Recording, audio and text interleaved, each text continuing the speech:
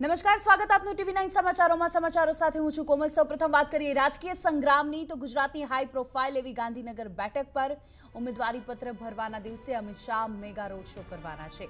તો ભાજપના રાષ્ટ્રીય અધ્યક્ષ અમિત શાહ ગાંધીનગર બેઠકથી લોકસભા ચૂંટણી લડવાના છે અને 30મી માર્ચે રોડ શો કરીને ઉમેદવારી પત્ર ભરવાના છે। ત્યારે આ રોડ શોને ભવ્યાતિ ભવ્ય બનાવવા ભાજપે તૈયારીઓ તેજ કરી છે।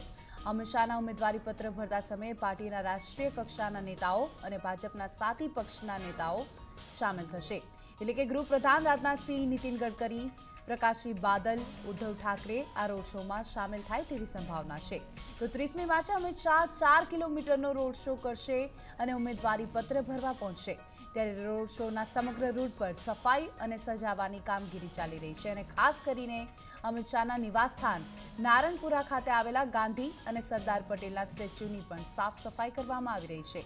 તો આજે અમદાવાદ ભાજપના આગેવાનો સાથે ભાજપના રાષ્ટ્રીય મહામંત્રી અનિલ જૈને સમગ્ર વિસ્તારની પદયાત્રા કરી અને જનસંપર્ક પણ કર્યો।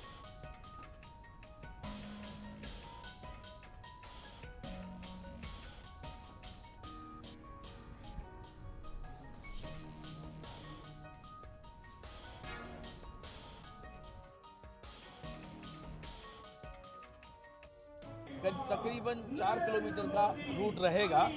इस रूट पर जगह जगह जनता का आशीर्वाद लेने के लिए जनता भी साथ में रहेगी और कार्यकर्ता भी रहेंगे। इन सबका आशीर्वाद लेते हुए अमित भाई पाटीदार चौक पर इस रोड शो का समापन करेंगे और उसके बाद नामांकन के लिए जाएंगे। सरदार पटेल कोना मात्र पाटीदारोना के देशना आ सवाले तो हमेशा चर्चा उठावी छे, परंतु योगानुयोग भाजपना राष्ट्रीय अध्यक्ष अमित शाह જ્યારે પોતાનું ઉમેદવારી ફોર્મ લોકસભા માટેનું ભરવા જઈ રહ્યા છે ત્યારે તેમના રૂટની પસંદગી પણ કંઈક સરદાર પટેલ સ્મારકથી સરદાર પટેલ ચોક સુધીના 4 કિલોમીટરના રૂટની થઈ છે, જેની નોંધ પણ તમામ લોકો રહી રહ્યા છે।